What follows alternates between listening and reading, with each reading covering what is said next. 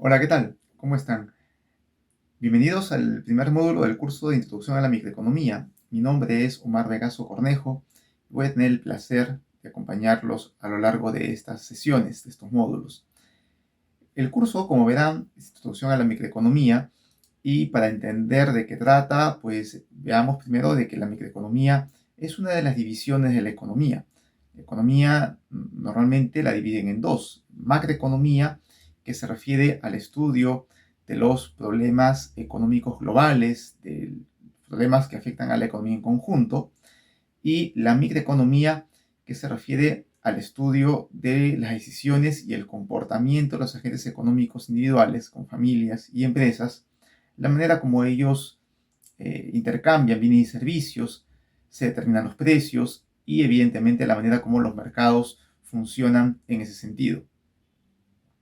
Para entender la parte de microeconomía, tenemos que primero empezar diciendo qué es lo que la economía estudia. Y la economía en realidad es una ciencia social que estudia principalmente el problema de la escasez, entendiendo la escasez como sinónimo de limitación o insuficiencia de los recursos que tenemos frente a las diferentes alternativas o necesidades que queremos satisfacer o cubrir. En ese sentido, el problema económico fundamental es precisamente que ante los recursos escasos, limitados, tenemos que priorizar el uso de recursos, usarlos de la manera más eficiente posible, sacarles el jugo a los recursos que tenemos para poder producir bienes y servicios que permitan satisfacer adecuadamente las necesidades, que de por sí son ilimitadas y son crecientes.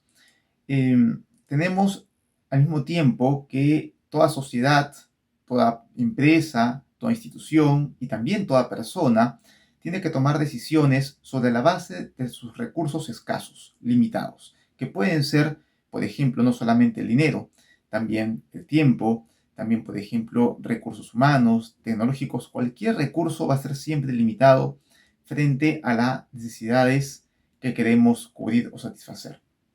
Y eso genera que toda sociedad tenga que plantearse la respuesta a tres preguntas fundamentales. La primera tiene un enfoque económico, que es el que producir. Con recursos limitados, una sociedad debe elegir entre producir, por ejemplo, mayores atenciones a salud, o de repente producir mayores equipos tecnológicos, o quizás destinar mayor gasto a defensa y seguridad, o destinar mayor presupuesto, por ejemplo, a los temas educativos. En cualquiera de los casos, asignar más recursos a una opción implica asignar menos a la otra. De hecho, el que producir es un problema económico. El cómo producir, que es la segunda pregunta a responder, tiene que ver con un problema de tipo técnico. Es decir, qué tipo de recursos y cómo los voy a combinar para producir aquello que hemos decidido. En ese sentido, el cómo producir tiene que ver con el hecho de que voy a producir con más recurso humano o con más capital. Voy a utilizar más tecnología, voy a utilizar más tierras. La combinación que decidamos va a responder a esa pregunta. Y en tercer lugar, el tercer problema, la tercera pregunta a responder es el para quién producir. Es un problema de carácter social, de tipo distributivo, y entonces en ese sentido las sociedades tienen que determinar cómo es que distribuyen los recursos entre todos aquellos que participaron en el proceso productivo.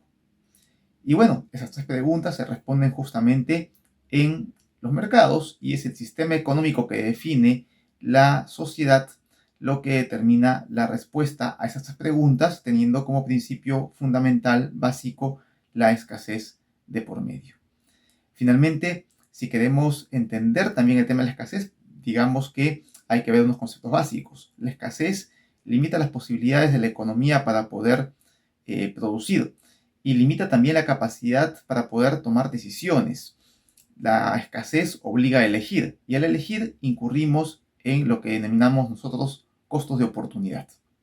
Un costo de oportunidad, en términos de costo, entendido como sinónimo de el sacrificio que se tiene que hacer cuando se asignan recursos a una opción y se dejan de asignar a otras opciones.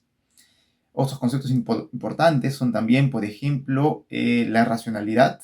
Somos seres racionales, decidimos casi siempre en términos de costo-beneficio, aunque no nos demos cuenta, eso es algo implícito. Y también el análisis marginal, es decir, cada vez que decidimos o tomamos una decisión respecto a qué producir o qué consumir, si destinamos, por ejemplo, una hora más de estudio a algo o destinamos $1 más a algo, estamos decidiendo en el margen. Finalmente, como decíamos al inicio, la manera como los economistas piensan tiene que ver con todos estos conceptos, es decir, contemplando el concepto de escasez, costo-oportunidad, el principio de costo-beneficio, y hay que recordar también que los incentivos son importantes para influir en las decisiones de las personas. Entonces, no solamente las personas, también las empresas, instituciones y sociedades están enmarcadas en todos estos elementos. Lo que hace finalmente la economía es brindar herramientas para mejorar la toma de decisiones. Y de hecho, teniendo un mayor conocimiento de estas herramientas, vamos a poder decidir mejor. Yo les dejo con unas reflexiones finales en esta parte y nos vemos en el curso. Que tengan una buena semana.